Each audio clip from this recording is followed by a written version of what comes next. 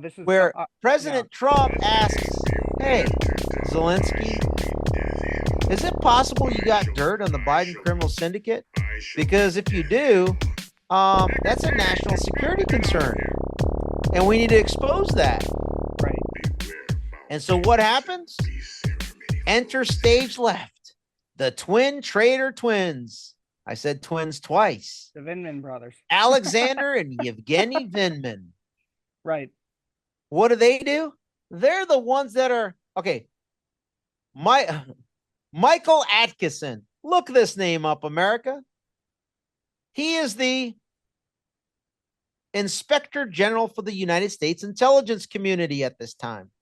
Okay. And they changed the definition of what a whistleblower is so that somebody with indirect knowledge of the fraud, waste, and abuse can now report about that indirect knowledge of fraud, waste, and abuse.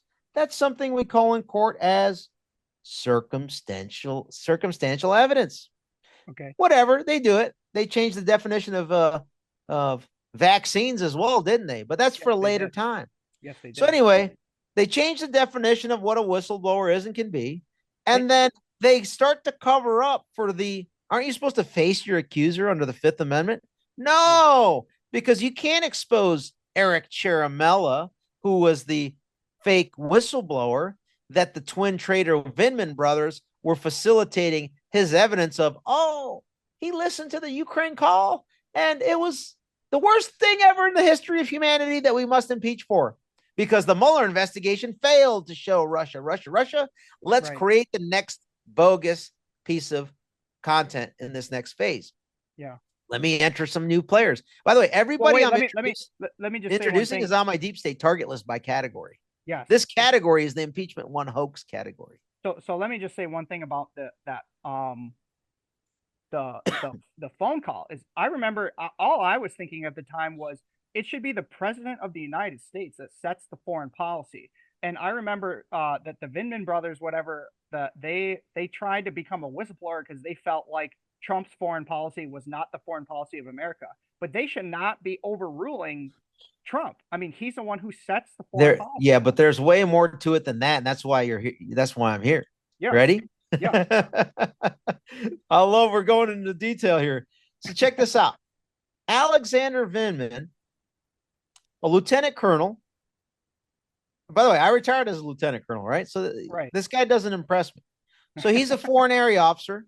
Oh, I used to serve as an assistant army attaché in the Republic of Georgia in Tbilisi. Right. So I kind of know what it's an American DOD, it's called foreign area officer, where you're basically a military diplomat attaché. Right. So anyway, this chubby little ranger, Alex, Sasha, as his name would be in Russian, Ukrainian. So good old Sasha is basically by Ukraine being offered to be Zelensky's Minister of Defense. Wow. Oh, wait a second, America. Oh, slow down.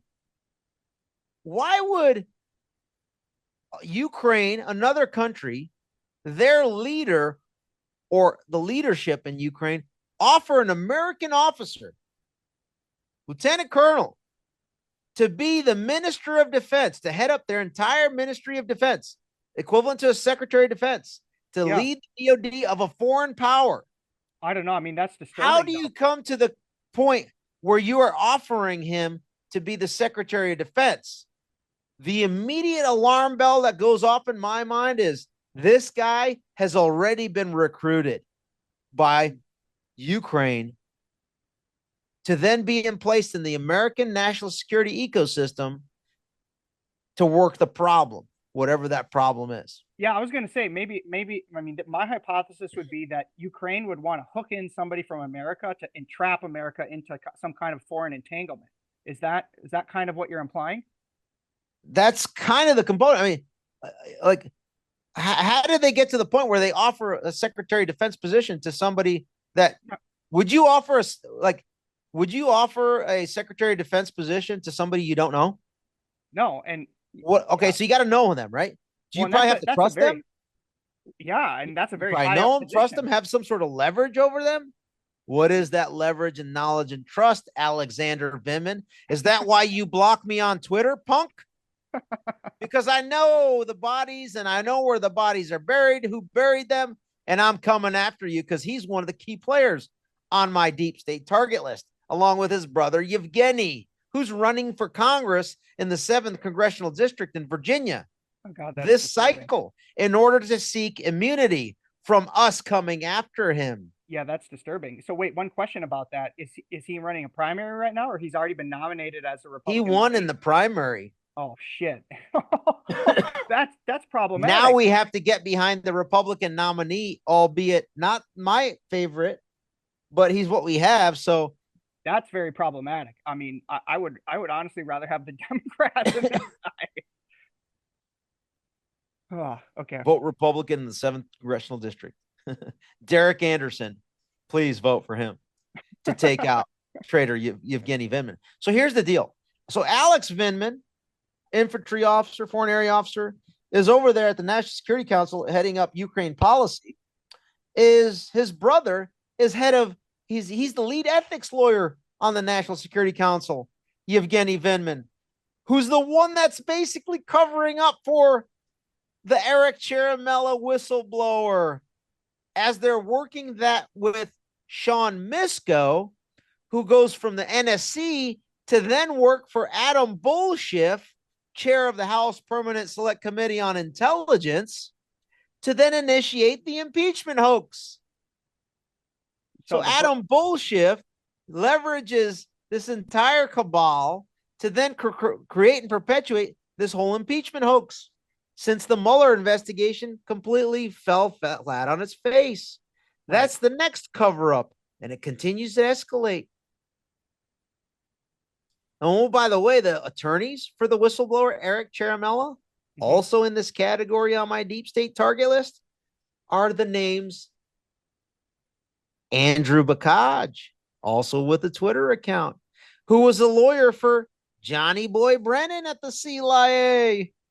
And Eric Cheramella was a CIA detailee to the NSC during that whistleblowing call, the perfect call. Okay. You see how they just internally are conducting coup after coup after coup after coup. Meanwhile, General Flynn is not in the mix to stop it all because he knows who it is and how to stop it. Right. Because Mike Pence fired him. So what I'm realizing is there are these giant networks of people who are within the deep state. And yeah, they just keep fucking people over and getting their own people promoted because they have power within the organizations. So it seems like you can never get rid of them because it's like whack-a-mole. You get rid of one and then they just appoint their brethren to you don't even get rid of them. They just move. Yeah, exactly. So this brings up I